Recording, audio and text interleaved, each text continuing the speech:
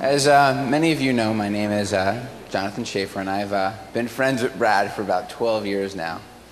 And I have to admit, I'm a little bit nervous. I've never done this before, and I decided to kind of go a little bit extemporaneously, so bear with me if you hear a couple in there, okay? But when Brad asked me to be his best man, I really took it as an honor. I wanted to do this the right way, so here we go. Most of you who know Brad in this room know him as kind of the down-to-earth guy who plays poker, who's always up for a good night at the bar. But we all know that Brad's a little bit more than your regular average Joe. Brad is really... Brad is really an extraordinary guy, and I really mean that. And I can take you back 12 years to start giving the pattern of what kind of person Brad is and kind of share a little bit of insight into our relationship. Brad, when he walked onto the University of Michigan campus in 1995, 12 years ago actually, right? He wanted to enter the Greek system like many other freshmen do. And Brad didn't just do it the ordinary way of rushing a fraternity and pledging. Brad decided to start his own fraternity. A little bit extraordinary, I think we can all admit. And that's how I met Brad. And Brad and I have a very, I think he said a little bit about it during the rehearsal dinner yesterday, a very different relationship. Sometimes we argue, sometimes we fight, sometimes we go out and have a good time. It's a little bit of love-hate sometimes, but it's always really back to love. I remember the first real argument that Brad and I got into, and it was in the winter of 1995.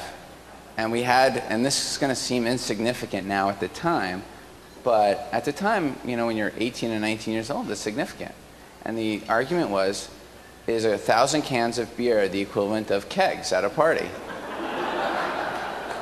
And Brad, as president of fraternity, came to me and said, what do you think? And I said, Brad, I got to be honest with you. I don't really see a difference. I said, if anything, a keg is a little bit cheaper, if anything. I think that's the way we should go. So next morning, find out, order's been placed for all these cans of beer. And I was like, oh, okay. So he asked me what I thought and went against it. Okay, I can live with it. It was his decision. Well, a few years later, as graduation comes near for Brad, he's thinking about entering consulting. And at this point, I'm working at Accenture as an analyst. And Brad goes to me, what do you think? And I was like, I love working at Accenture. It's a great company. If you're going to be in consulting, I really would recommend it. So Brad, I find out a couple weeks later, decided to accept an offer at Price Waterhouse. So again, I appreciate him asking for my advice. So about a year into his Price Waterhouse job, Brad gives me a call and he's like, I'm really not into this consulting thing, I got to admit.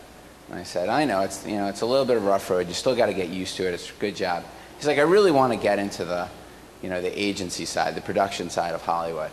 I said, Brad, that is a dog-eat-dog world. I mean, those LA types, you know how they run. I'm sure there's a table in here who can attest to that.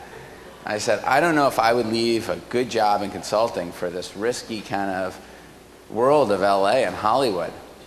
So about 2 weeks later, he quits his job at Price Waterhouse to work at an agency. So let's fast forward about three and a half years ago. I'm out in LA on a business trip.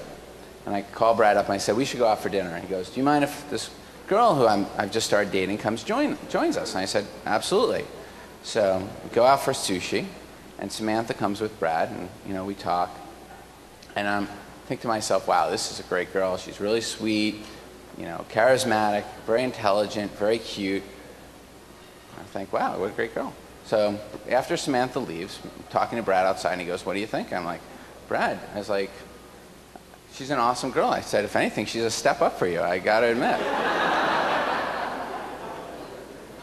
And he goes, well, she actually is my sister's best friend.